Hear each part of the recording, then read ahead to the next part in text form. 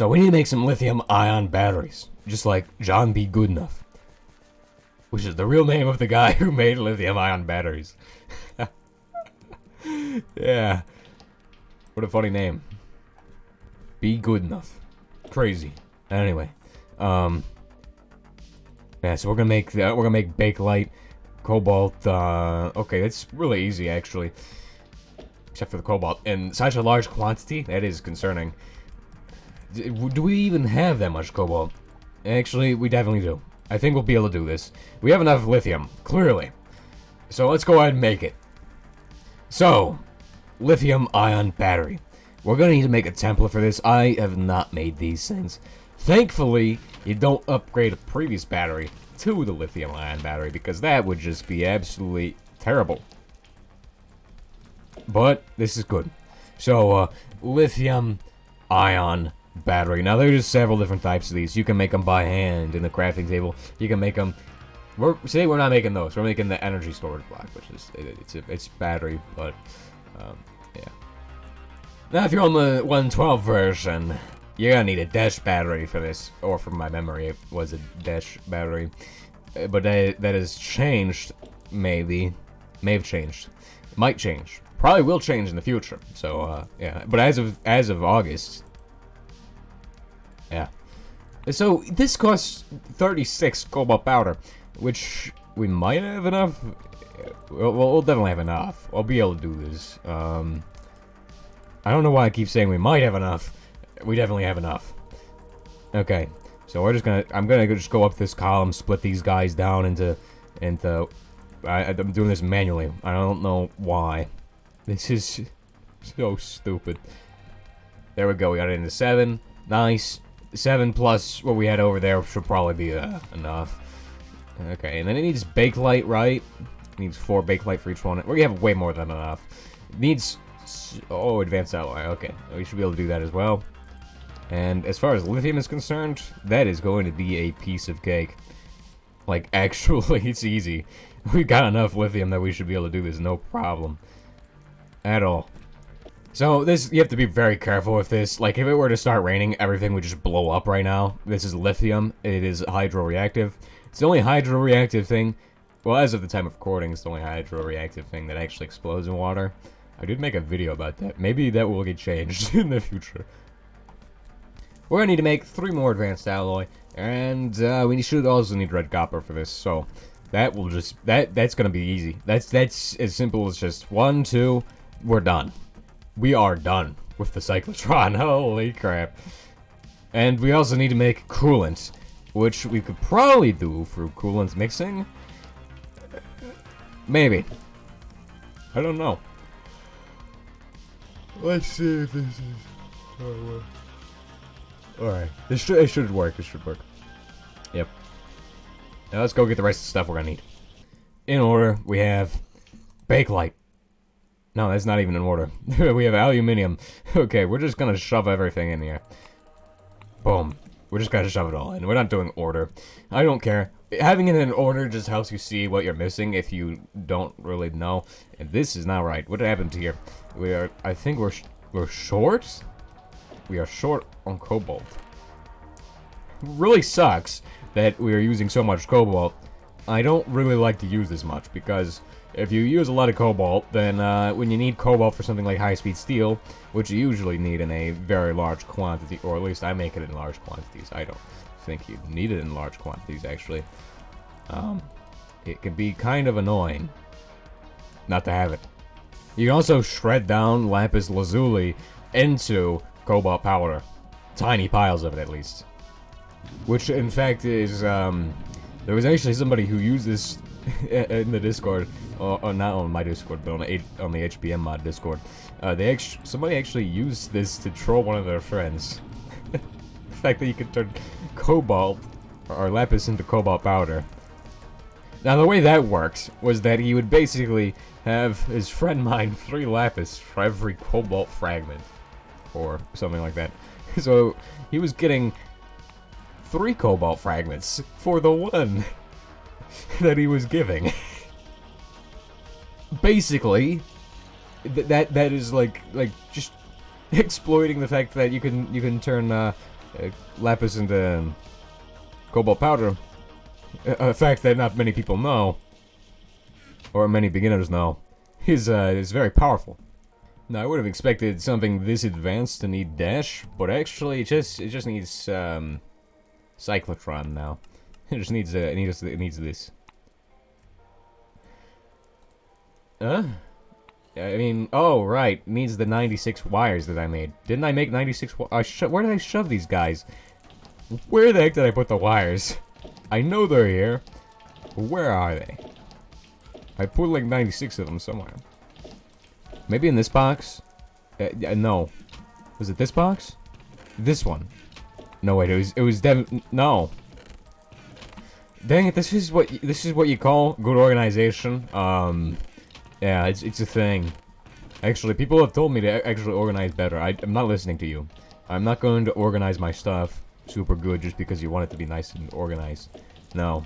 I'm going to leave it actually, I did organize some things. This is food. This is weapons. Weapons. Gas mask. Everything else is not organized. Those are the only things I've organized. Here they are. They're in this crate here. The crate I never use. Why would I do that? Okay. We're just gonna run that through there. Should work perfectly fine. So this is actually the first time I've ever made this on the 1.7.10 version, and I know there's been some changes to this as well, as far as the item ports and things go. It actually, I think it had them added? I don't know. Anyway. This guy is a big machine. He is the first particle acceleration machine we've made, and he's just gonna go in the corner over here. Now, there are some things you need to know about this machine. First and foremost, it's going to need coolant. Yes, and it's going to need a supply of coolant, so you cannot just run this without coolant, and it'll give you antimatter as a side product, which you can put into these and use them in the particle accelerator. Probably one of the other things as well, I think there was a reactor that uses it. Now, as you can see, there's these 3 different colors. I have not explained these at all, but those are where you can do inputs at. And as you can see, each of those colors corresponds to one of these. So you can have 3 different recipes running in this guy all at once, which is nice. There's also a similar thing on the welding machine, which you may have noticed. I never mentioned that either. 100 mega HE, or million HE, is actually much larger than our largest consuming machine. This guy is 20 million HE, but the transmutation device is 50 million HE. So that is our largest consumer of energy, this guy here. It's also one of the smallest machines. Is this 50 million? I think this might be 5 million HE. Oh yeah, it's 5 million. Okay. So this guy's 20 million. And then the guy over there is 5 times that. Or 20 times that thing over there. But that's not really energy consumption now, is it? That's just energy storage, or how you would call that. Capacity. So to hook this guy up, we're going to get started using... I think we can use actually a mixing machine for this to make the coolant, which we need for this. Maybe. Coolant. Yes! Actually... So I've just stolen the mixing machine from over there, which is perfect. The next thing we're going to need is cables, and we have them in a box over here. This is the cable box.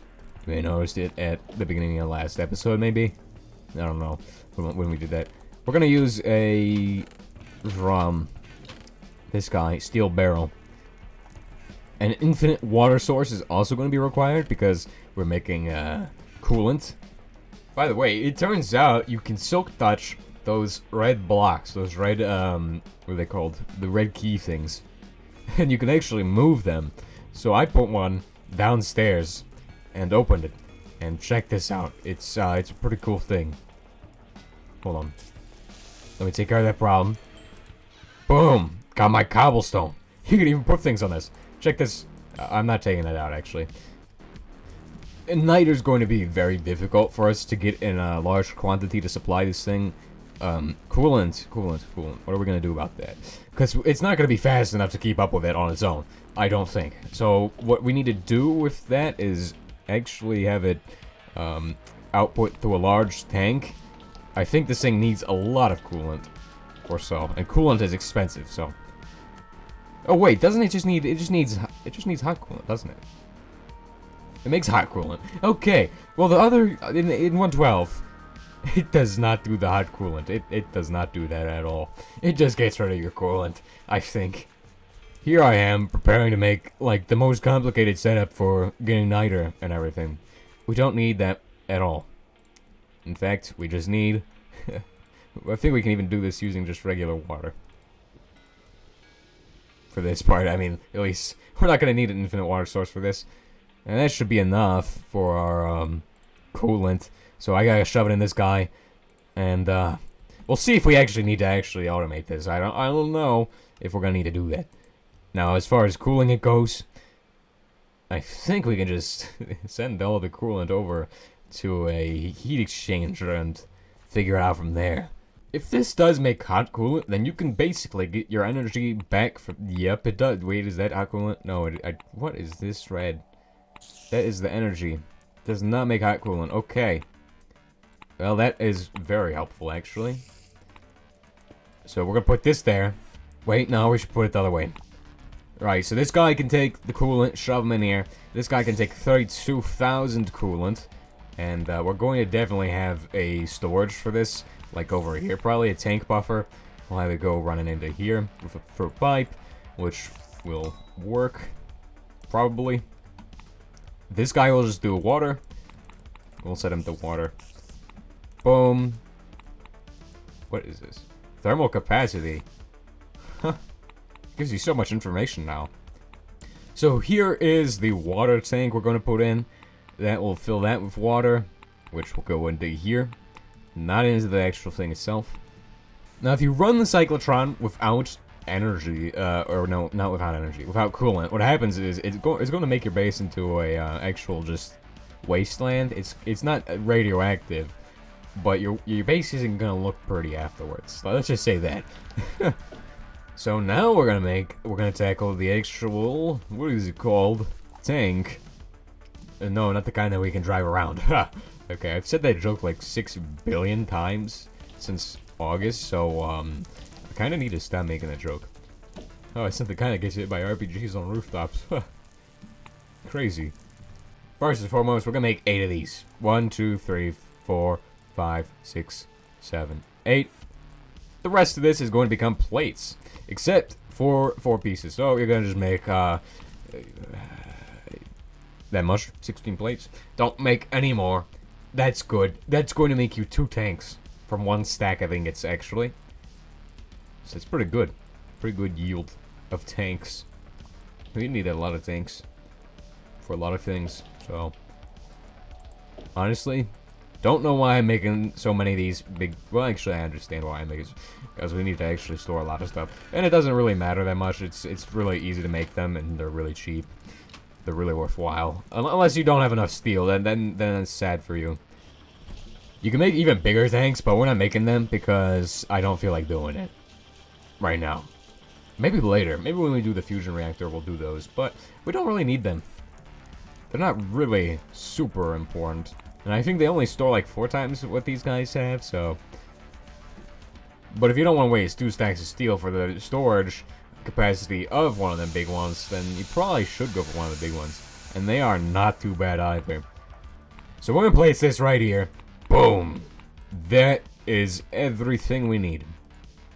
This will store coolant. This guy will make coolant. This guy will output and input coolant, and this guy will have output for water. Brilliant. To cable this, we're gonna go ahead and go underground into the basement level and hang out with some of the skeletons. And okay, we're just gonna ignore that. And then we're gonna do the jumping game where we jump and place a million wires. It's incredible, isn't it? Now the blender mixer thing can take energy from both the bottom and the sides, and also fluids from the sides. So, or fluids from the bottoms as well. So yeah, you can basically, and now as you can see, it's making coolant in very large quantities. So that is perfect. That's our coolant factory. Now there are ways of getting niter from things like thermal expansion, but we're not gonna do that here. Now this is a cyclotron. And it's ready to go. It is ready. This is like our first particle accelerator device. Now, it isn't exactly a particle accelerator. It is kind of different, but it manipulates particles, so we're going to consider it that. We should. Okay, let's move on. So, what we can do now, shut the door on the skeleton, and see if we can see him through the windows. Let's punch the skeleton in the face, and actually, what we're trying to do, we're trying to make Australium, right? Which is probably a multi-step process, if I had to guess. So you make powder, cyclotron, wadanium powder, which is made from the ore, which you can't get the ore anymore. Radium powder, okay, which is made from tennessine powder, okay. Where the heck do you get tennessine? Bunks of plutonium plus plutonium powder. Oh, so it's some plutonium on plutonium action. Okay, I see what we need to do. Which is kind of actually expensive for us because I don't produce much plutonium. In fact, I kind of avoid it. Well, not really avoid it. I just don't do it. 'Cause that's uranium. Dang it, are you kidding me? I do not need some skeletons showing up and doing stupid nonsense here. Stop jumping. Get out of here. Okay, we do have some plutonium on hand. That's gonna be very fun to handle. So, what we're gonna do is we're actually gonna need to grab some of the stuff from over here first. I dropped the plutonium on the ground, on the road. So, don't worry, that's definitely not a safety hazard, safety violation, or anything of the sort. We're going to need insulators, and we're going to need to get this box of plutonium, which needs latex or rubber instead of insulators. It used to be insulators. I swear it was insulators. Okay. And we're going to just need to make the powder over there. Also, my F key is, like, stuck. So it does funny things sometimes. It just does a whole batch of jumps. So we're going to need to make one of these for every flavor of item that we're making. Incredible.